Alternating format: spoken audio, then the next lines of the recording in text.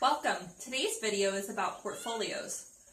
Portfolios such as these are great for taking to craft shows or when you're doing a meet and greet with a client. Let's take a closer look. This is the first book I made. As you'll see, I had a photo on the front, our business name, and Roy's name on there. At the beginning, I had a little bit of an intro about Roy and the mission of our company with some photographs here. And I just kind of did a collage with this first one.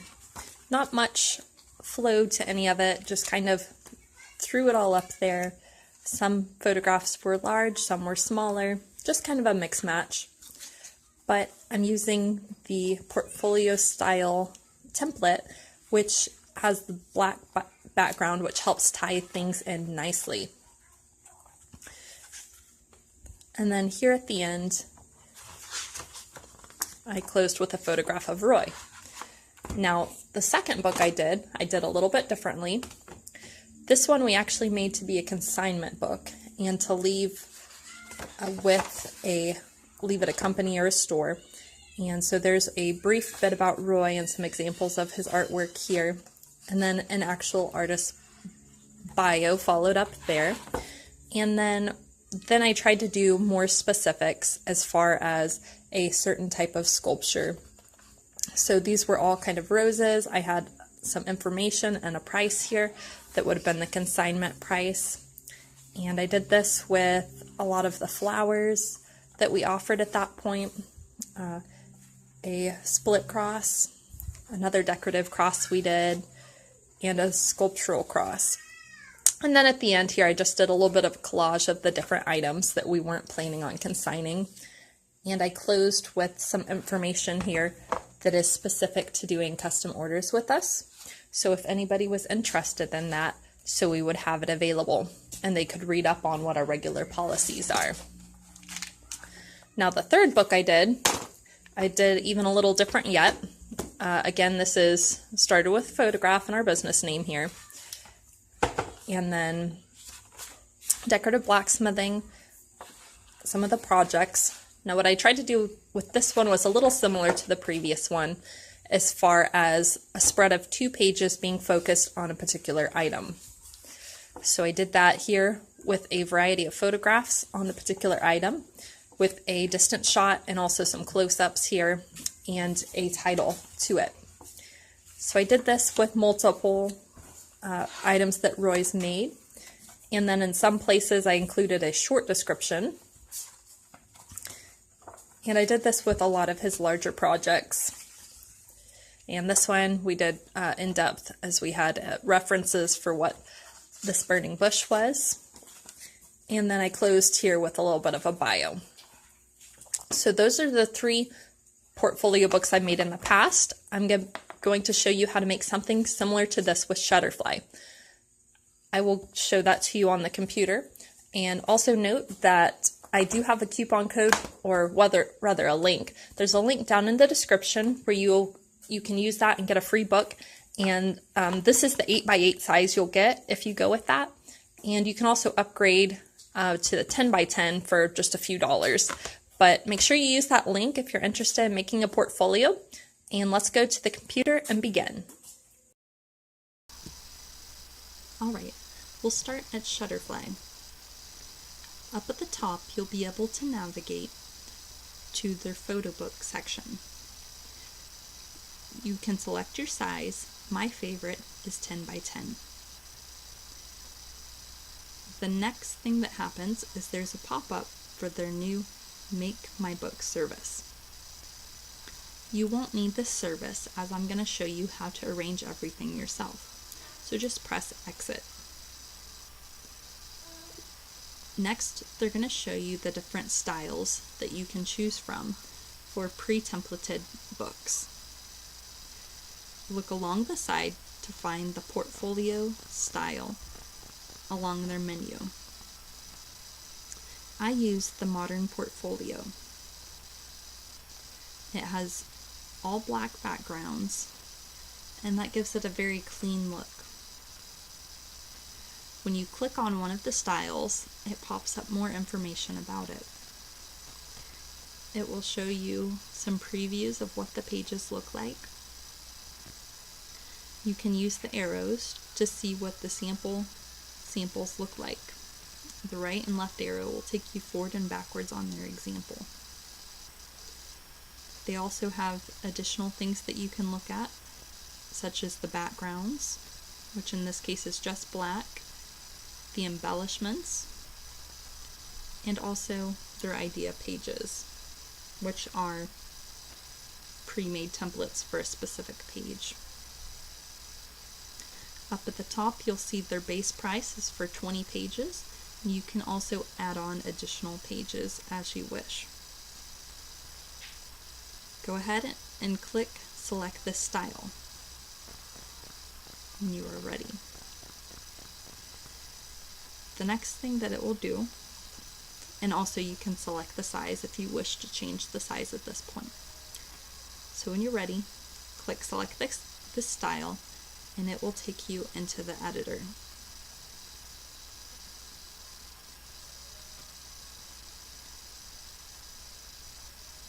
As the editor comes up, the first thing they will do will give you some little helpful tips about where you can find different things on their page. As you see, there's a box there to the side, and those are the hints that I'm talking about. I'll go over that more in this video.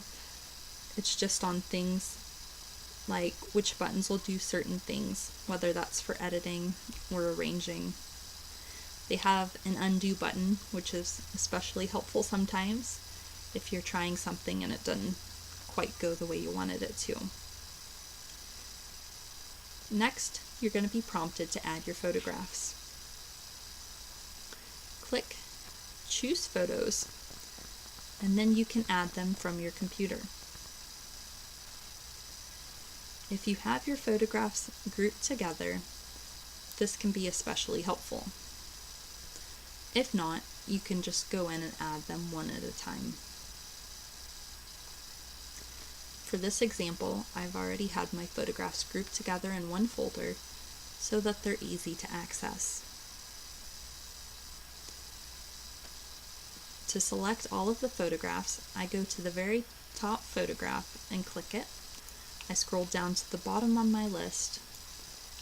I press Shift while I'm clicking the very last photograph, and that will select all the photos at once. Then I can press Add.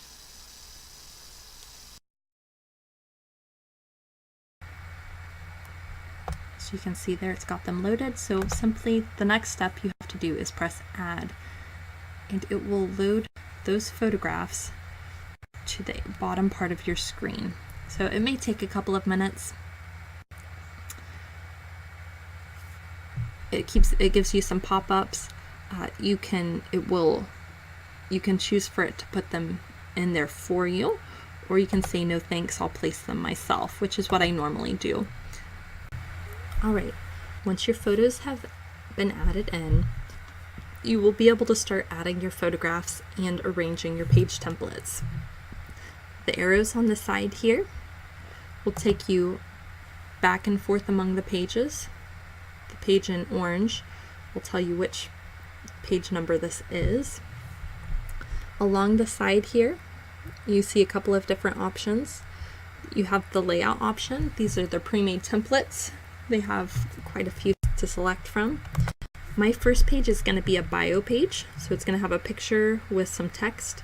So I think I'll do something like this would be fine. And if you want to change the background, you can go down to the second button.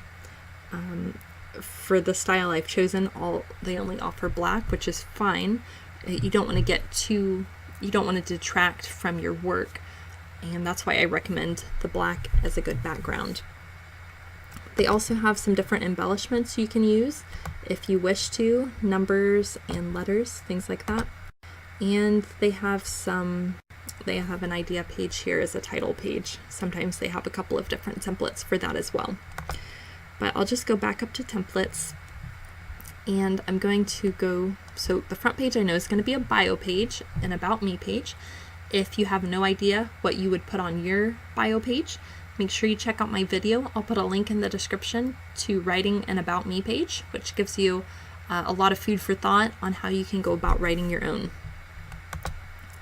So this is where the first area where I come to 2 side-by-side pages is going to be my first area for my photographs. So what I want to try to do on this is, so I've added a template. This one's just going to be a whole page for this side. And then my secondary page here, I would like to have a collage of several photographs. So if you see this little number here at the top for the number of photos, if you know you're wanting to put 3 photographs on that page, they give you some options there as to how you could have that kind of template. So I'm going to go down to photos here instead of pages, but I'm going to photos now, and I'm going to start selecting which photographs I want to be there. I will start with the basin just because I already have that handy. So what you do is you click and you drag up to where you want it to be. Alright, I've got all my photographs placed throughout my book. Now I want to add some text. You can click on the green boxes and you can add your text. This one's going to be hand-forged copper bird bath. And then you can select any number of fonts from their list. And additionally, you can select the size. As you go throughout your book, you'll want to keep in mind which fonts and sizes you've added. You can also zoom in to see a closer look at what it's looking like. And then if you need to add additional text box, they have that option up at the beginning. And you'll have to zoom out a little bit. But you can place a text box and put it where you need it.